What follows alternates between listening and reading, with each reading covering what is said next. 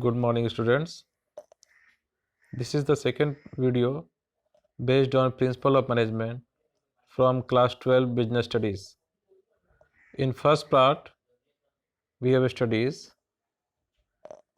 Management Principle definitions, nature of Management Principle, significance of Management Principles. Now, in this class, we will go through the Principle of Management given by Henry Fayol. प्यारे बच्चों, देखो red colour में लिखा है dead UCUSSROIC। ये sentence form किया गया है फर्स्ट लेटर को यूज करके ऑल द 14 प्रिंसिपल जो हेनरी फेयोल ने दिया है। तो मैं आज आप लोगों को एक एक करके वो सारे 14 प्रिंसिपल्स को समझाऊंगा। जो पहला प्रिंसिपल है वो है डिवीजन ऑफ वर्क। मतलब जो वर्क है, ऑर्गेनाइजेशन का जो काम है, उसको छोटे छोटे भाग में डिवाइड करना है। किसके लिए? एम्प्लॉय के लिए। और डिवीजन का बेसिस क्या होगा? एम्प्लॉय की एबिलिटी और उसका इंटरेस्ट, है ना। अगर एम्प्लॉय की एबिलिटी भी है, इंटरेस्ट है और वो ट्रेंड है, तो उसे वही काम देना है जिस काम में वो सक्षम है। Second, authority and responsibility. Authority means the right to give orders and obtain obedience. Responsibility means obligation to perform the job assigned on time. देखो ये दो टर्म है, ऑथोरिटी एंड रिस्पॉन्सिबिलिटी। हम अपना काम करने के लिए किसी को पावर दे रहे हैं, तो वो है हमारा ऑथोरिटी। जैसे हम लोग क्लासरूम में क्लास मॉनिटर बनाते हैं ना, कि जो भी बच्चा बाहर जाएगा तो उसका रिकॉर्ड रखना, कब गया, कितने बजे गया। तो ये उसको हम लोगों ने ऑथोरिटी दिया है कि तुम उस रिकॉर्ड को मेंटेन करोगे। रिस्पॉन्सिबिलिटी क्या है? जब कोई टीचर आके पूछे कि मिस्टर एक्स या मिस्टर वाई क्लास में नहीं है, तुमने रिकॉर्ड रखा, तो ये रिकॉर्ड बताने की जो जिम्मेदारी है ना, आंसरेबिलिटी, इसको बोलते हैं रिस्पॉन्सिबिलिटी। तो ये सेकेंड प्रिंसिपल है। थर्ड है डिसिप्लिन। डिसिप्लिन का मतलब होता है obedience to organisational rules and employment agreement. Organisation के जो भी रूल हैं और एम्प्लॉयर ने एम्प्लॉय को रखते समय जो एग्रीमेंट किया है, कॉन्ट्रैक्ट हुआ है, उसको अच्छे से फॉलो करना। फोर्थ पॉइंट है यूनिटी ऑफ कमांड। देखो एक क्रिकेट टीम में कितने प्लेयर होते हैं? 11, लेकिन कैप्टन कौन होता है? एक। यानी एक व्यक्ति कमांड करता है तो बाकी 10 लोग उस हिसाब से काम करते हैं। अगर 4 कैप्टन हुआ तो कितना कंफ्यूजन होगा। उसी तरह ऑर्गेनाइजेशन में an employee should receive orders instruction from one and only one boss or superior. Fifth है प्रिंसिपल सेंट्रलाइजेशन एंड डिसेंट्रलाइजेशन। देखो ऑर्गेनाइजेशन में 3 लेयर होते हैं ना मैनेजमेंट के, upper level, lower level and middle level. तो ऊपर से जब नीचे इंफॉर्मेशन आती है तो उसको बोलते हैं डिसेंट्रलाइजेशन। सेंटर से नीचे आ रहा है, अपर level, middle level, lower level. और जब नीचे से ऊपर को इन्फॉर्मेशन का फ्लो होता है उसको बोलते हैं सेंट्रलाइजेशन। देखो नाम में सेंट्रलाइजेशन मतलब वो सेंटर की तरफ जा रहा है। सेंटर क्या है? Top management. Now next, unity of direction. All the unit of an organisation should be moving towards the same objective through coordinated and focused effort. देखो जैसे क्लास में एक टीचर पढ़ा रहा होता है ना, तो उसका ऑब्जेक्टिव होता है कि जो भी मैं टॉपिक डिस्कस कर रहा हूँ वो सभी को समझ में आए, सब उसमें एक्टिवली पार्टिसिपेट। इसलिए कोई बच्चा अगर नहीं लिख रहा होता है तो टीचर बोलता है कि आप खड़े होकर जवाब दीजिए, अगर आपको डाउट है तो आप पूछिए, लेकिन आप नोट जरूर कीजिए, क्योंकि उस टीचर का गोल है उस टॉपिक को सबको समझाना।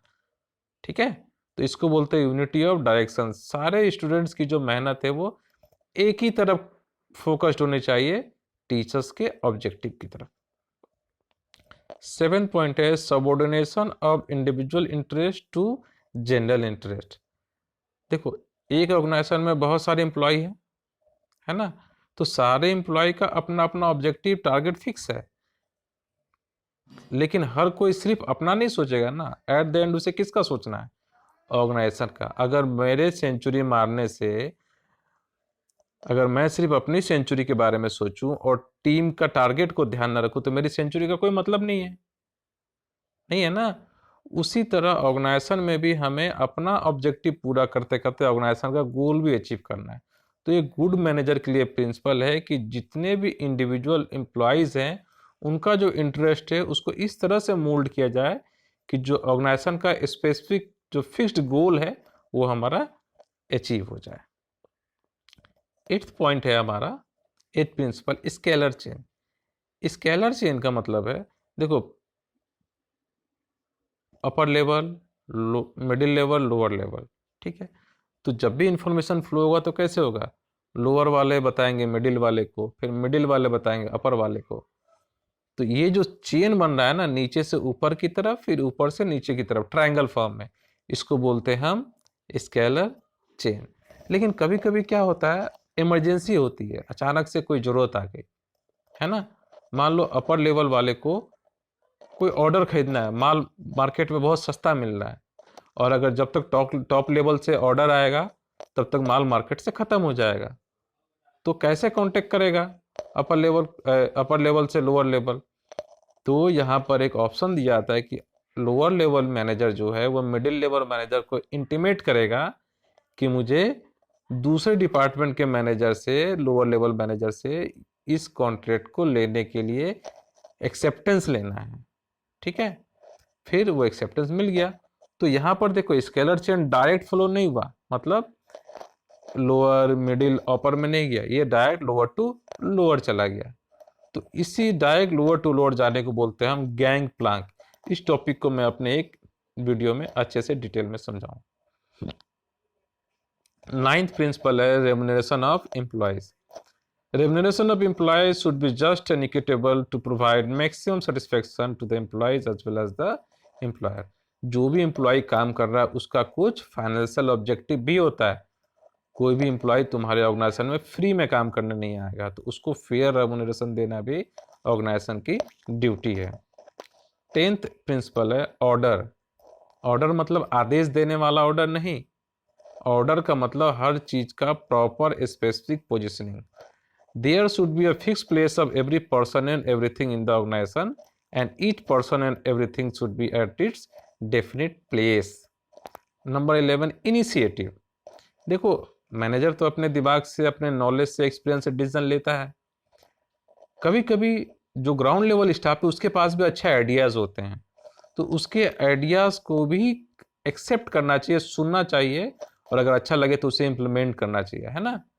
तो इस तरह का जब इन्वायरमेंट होगा तो उसको बोलते हैं इनिशिएटिव। अगर किसी ने कोई आइडिया दिया है तो उससे अपर लेवल मैनेजमेंट अगर अच्छा है तो उसको एक्सेप्ट कर रहा है। तो ये मैनेजमेंट का एक बहुत ही अच्छा प्रिंसिपल है, प्रिंसिपल ऑफ इनिशिएटिव। 12th है जो सबसे इंपॉर्टेंट है, हर ऑर्गेनाइजेशन में अगर एम्प्लॉय ऑर्गेनाइजेशन में कंटिन्यू रहता है तो उसका एक्सपीरियंस डे टू डे बढ़ता है, इससे ऑर्गेनाइजेशन को फायदा होता है। लेकिन अगर वो एक्सपीरियंस हो के ऑर्गेनाइजेशन को छोड़ दे किसी भी कारण से, चाहे उसकी फाइनेंशियल नीड पूरी ना हो रही हो या अच्छा वर्किंग एनवायरनमेंट ना मिल रहा हो, तो वो छोड़ के दूसरे ऑर्गेनाइजेशन में चला जाएगा। तो यहाँ पर ऑर्गेनाइजेशन की ड्यूटी होती है कि उसको रोके रखना। इसी को बोलते हैं स्टेबिलिटी ऑफ पर्सोनेल। यहाँ पर्सनल नहीं लिखा है, क्या लिखा है, पर्सोनेल, मतलब group of persons who are working under a manager. Employees should not be moved from their positions frequently. They should be given reasonable time to show results. मतलब employ का बार बार अगर आप उसको अलग अलग काम में एंगेज करेंगे तो वो अपना बेस्ट नहीं दे पाएगा और फ्रस्ट्रेटेड होके छोड़ के चला जाएगा। Number 13, equity. इक्विटी मीन्स समानता। The principle of equity emphasizes kindliness and justice in the behaviour of managers towards worker. जो एक अच्छा मैनेजर होता है उसके नज़र में सारे एम्प्लॉय एक जैसे होने चाहिए। जैसे कहावत है ना, एक आंख से देखना है, मतलब सबको एक नज़र से देखना, no discrimination. 14th and last point है spirit de corps. Fayol emphasizes the need of team work, spirit of unity and harmony among employees. मतलब जैसे प्रधानमंत्री मोदी जी कैसे बोलते हैं सबका साथ सबका विकास, उसी तरह प्रिंसिपल ऑफ मैनेजमेंट में भी मैनेजर को क्या करना है, सभी लोगों का जो different different culture, different different educational और एकेडमिक बैकग्राउंड से जो लोग आए हैं, जो एम्प्लॉय हैं, उनको मिलाकर साथ में लेके चलना। स्पिरिट डी कॉर्प्स का मतलब अनेकता में एकता समझो, ठीक है। तो आज हम लोगों ने डिस्कस किया fails principle of management. Next day हम लोग नेक्स्ट वीडियो में, जो वीडियो पार्ट 3 होगा, उसमें हम F.W. टेलर का साइंटिफिक मैनेजमेंट डिस्कस करेंगे। Thank you.